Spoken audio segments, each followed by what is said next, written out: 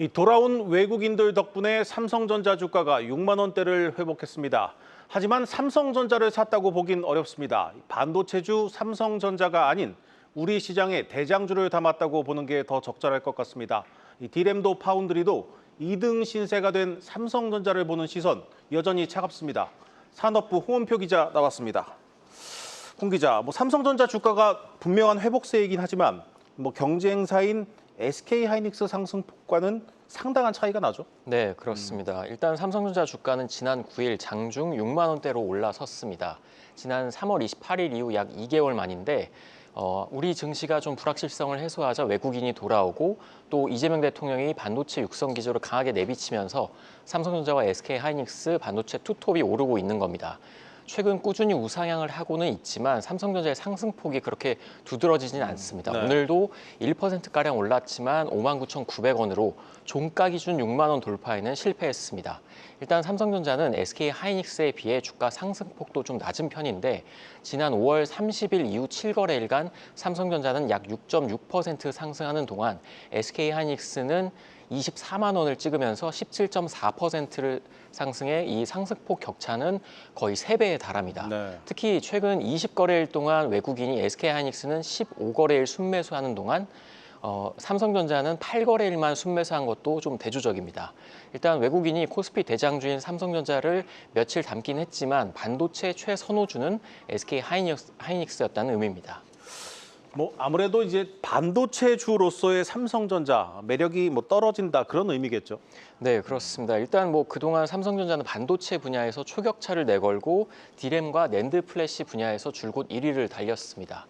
하지만 최근 2년 새 좀 부진에 빠진 사이에 국내외 경쟁자들의 가파른 이 추격이 시작이 됐는데 특히 올해 1분기에는 무려 33년간 1위 자리를 지켜온 디램 분야에서 SK하이닉스의 자리를 내줬습니다. 올해 1분기 기준 글로벌 디램 시장 점유율은 SK하이닉스가 36.9%로 34.4%인 삼성전자를 누르고 1위를 차지했습니다. 3위인 미국의 마이크론도 25%의 점유율로 삼성전자와 격차를 많이 좁혔습니다. 네. 일단 삼성전자가 이 디램 시장에서 1위 자리를 뺏긴 건 현재 디램의 주력 상품인 HBM 시장에서 뒤처진 게 가장 큰 원인입니다. 최신 HBM인 HBM3E 시장에서 SK하이닉스가 독주하고 있고 마이크론도 성과를 내고 있는데 삼성전자는 여전히 이 엔비디아의 품질 테스트를 1년 넘게 통과하지 못하고 있습니다. 또 차세대 HBM으로 볼 수 있는 HBM4 역시 SK하이닉스는 지난 3월에 이 12단 샘플을 세계 최초로 고객사에 공급을 했고 마이크론도 이번 달 샘플을 고객사에 전달을 했습니다. 하지만 삼성전자는 아직까지 좀 이제 샘플을 전달하지 못하고 있어서 이번 HBM4 시장에서도 좀 출발이 늦은 상황입니다.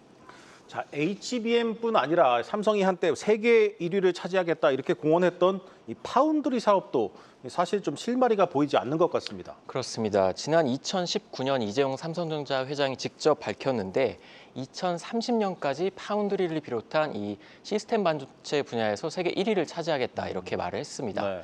한때는 점유율이 20%에 육박해서 TSMC의 절반 수준까지 추격을 했었는데 올해 1분기는 좀 상황이 최악으로 흐르고 있습니다.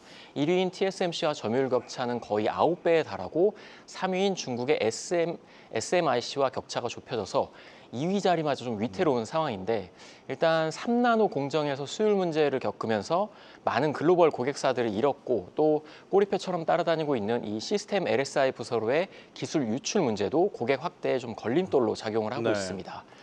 파운드리는 삼성전자의 발목을 계속 잡고 있는데 특히 지난해 적자가 무려 4조 2천억 원을 기록을 했고 올해는 5조 원이 넘는 적자가 예상이 되고 있습니다. 일단 지금 당장은 메모리 반도체에서 버는 돈을 가져다가 투자를 하고 있지만 기대만큼 이 수율 회복 속도가 늦어서 반도체 사업부에 좀 계속 실적을 좀 잡고 있는 그런 부담으로 작용하고 있습니다.